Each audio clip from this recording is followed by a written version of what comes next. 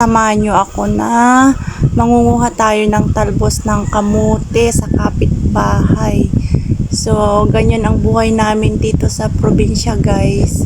Simple lang. Nangingi ako ng talbos ng kamote sa kapitbahay, guys, para may maiuulam tayo. So, ganyan ang buhay namin dito sa probinsya. Simple lang.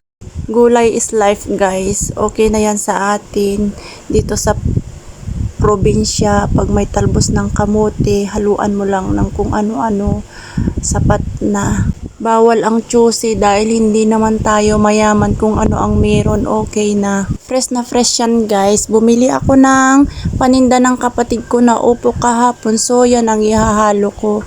At ginisang sardinas. So, yan ang ulam namin for today's video. Napakasarap, guys.